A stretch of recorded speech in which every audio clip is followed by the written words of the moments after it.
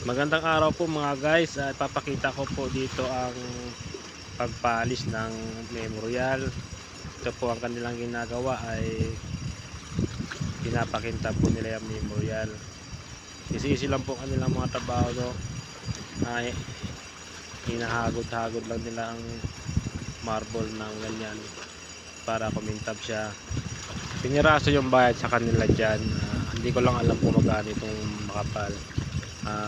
Yung pala yung sa manipis ay ang pagkakalam ko ay 7 pesos ang isa.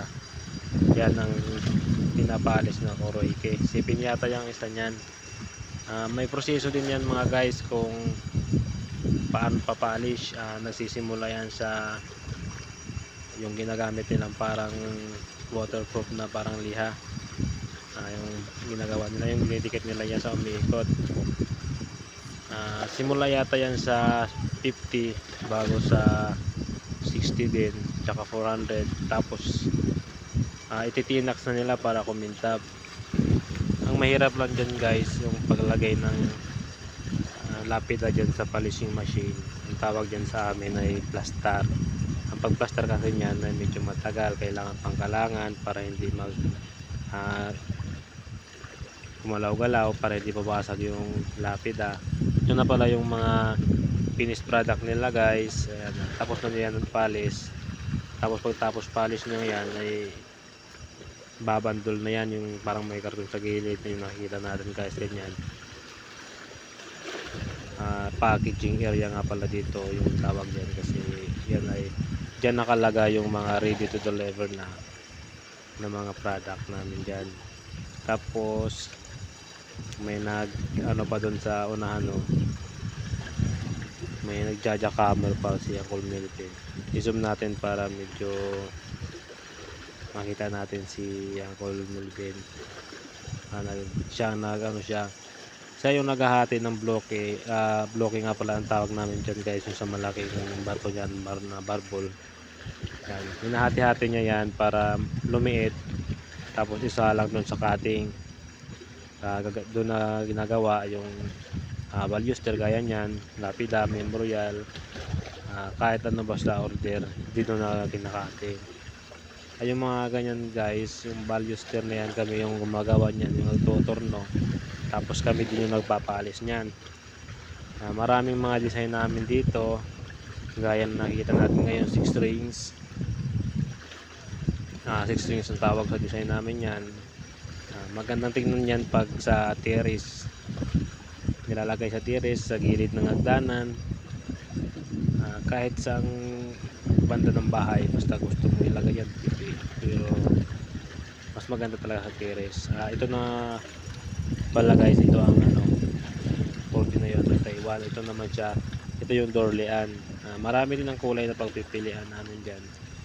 Merong tiger white, yung itim, tapos puti, may blowish, at saka parang golden siya. Ito na yung aming Airman. Ito yung machine na para sa jackhammer. Ito naman guys, ito yung pinakamasikat dito sa amin, kasi kapag maraming nagbibisita dyan sa amin, ay yan talaga ang umaagaw ng kanilang atensyon. Marami nagpapapicture dyan, nagbibideo, kasi sobrang ganda talaga siya tingnan. Abstract nga pala yung tawag dyan mga buddy, kasi Amerikano ang gumawa niyan, na dito rin nagmi-maintain sa Romblon. Bukod sa magaganda ang product dito, ay magaganda rin ang view dito kasi malapit siya sa dagat. Yung mga maliliit na yan guys ay lagpang yung tawag namin dyan. Tapos yung parang box na nandyan sa unahan ay ano nga pala dyan, patungan nga pala yan ng Revolton na order ng Korean. Dadalhin daw yan sa Korean, hindi pa nakukuha. Medyo matagal na yan dito sa loob ng planta namin. Tapos maganda pang view dun, no? Kung makita nyo mga isla, may pangulong pa dito na nagtatambay. Makita yung kanilang lambat to. Pag nakasama ako dyan sa pangulong na yan, ay gagawa din ako ng video na isda sa isda. Dito sa taong bato marami na nagpapapicture dyan kasi magandang tingnan siya. Dito nga pala guys ay yan na yung trabaho ko. Tunuan ko nga pala yan guys, ang pinapakita ko ang pag-ikot niya. At gumawa rin ako ng video niyan na tumutor na ako. Napakita ko sa video ko dati ang pag-korte niyan.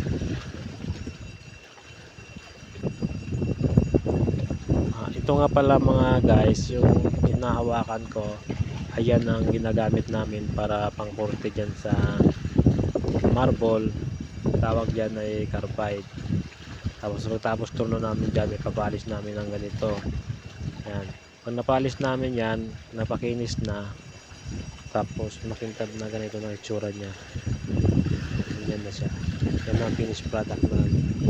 Tapos nakakutin namin yan pupunta dun sa packaging area.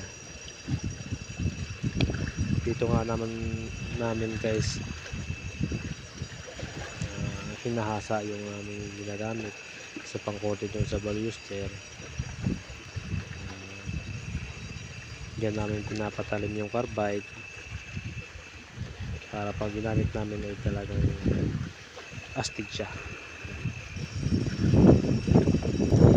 Tawag yun sa umiikot na yan, carburetor. Ito na, deliver na mga karating nito guys sa iba't ibang lugar ang aming produkto. Kakalat ito sa kamay nila sa mga probinsya tulad ng sa Quezon, Baguio, yan. Maraming nakarating doon sa kanila. Sa Tarlac, sa Cebu, marami yung mga nakakita ko doon eh. Tapos kahit sa Mindanao, maraming umuod dito sa amin na taga Mindanao kahit malayo. Tapos ang iba in-export pa sa ibang bansa.